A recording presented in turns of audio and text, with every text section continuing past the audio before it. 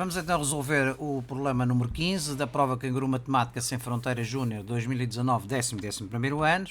E o enunciado diz-nos o seguinte: o triatlo é uma modalidade que consiste na combinação de natação, corrida e ciclismo. A parte do ciclismo corresponde a 3/4 da distância total percorrida na prova e a da corrida, a parte da corrida a 1/5.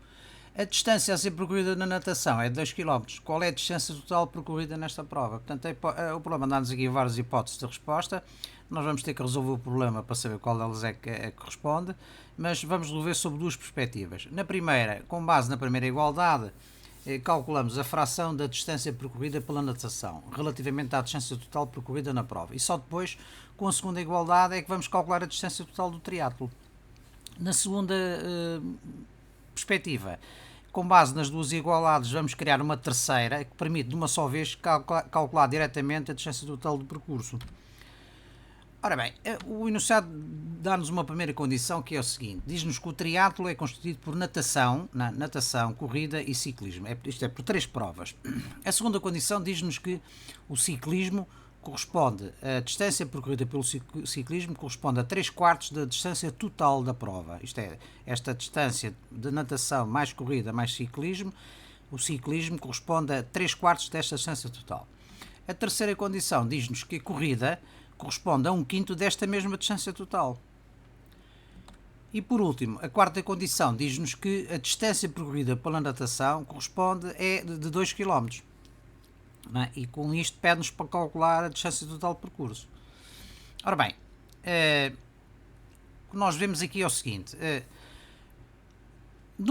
nós podemos construir uma primeira igualdade que é a seguinte: a fração da natação mais a fração da corrida, a fração do percurso da natação mais a fração do percurso da corrida, que é 1/5 do total, mais a fração percorrida pelo ciclismo, que é 3/4 do total, é igual à unidade. Isto, no fundo, é uma fração, uma soma de frações. Temos 3 parcelas, é igual a 1. E como nós conhecemos o todo, e conhecemos duas partes e desconhecemos uma terceira, é possível calcular esta fração da natação, através da primeira igualdade. Numa segunda igualdade, o que é que nós podemos dizer? Porque nós temos um terceiro dado que diz-nos que a distância da natação é 2 km. Contudo, este dado está numa grandeza diferente. Enquanto os outros dois primeiros refere-se a uma fração do percurso, esta dá-nos logo a distância concreta da natação. Portanto, se nós conseguimos calcular a fração da natação, sabemos que essa fração da natação corresponde a 2 km, logo o todo corresponderá a um determinado valor. Na segunda igualdade, nós temos que a distância da natação mais a distância da corrida mais a distância do ciclismo é igual a D. Contudo, como nós não sabemos a distância do total, nem duas partes das 3, portanto é impossível com esta igualdade fazermos seja o que for. Portanto, o primeiro método, vamos iniciar o primeiro método. E então, no primeiro método vamos calcular a fração da natação. A fração da natação mais a fração da corrida, que é 1/5, mais a fração do ciclismo, que é 3/4, é igual à unidade. Resolvendo em ordem a fração da natação, verificamos que esta fração, esta parte deste todo, corresponde a 1/20. Portanto, 1/20 mais 1/5 mais 3/4 dá igual à unidade. Se quiserem confirmar, confirmem e verificam que está correto. Portanto, sabendo que a distância da natação corresponde a 2 km e ela corresponde a 1/20 do total, nós conseguimos calcular o valor da distância total.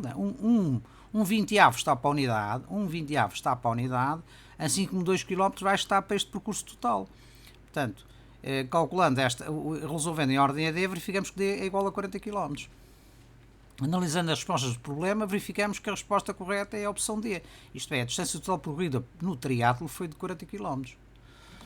No segundo método, vamos criar, então, com base nas duas igualdades, nesta primeira igualdade e na segunda, vamos criar uma terceira igualdade que nos dá diretamente o valor de D.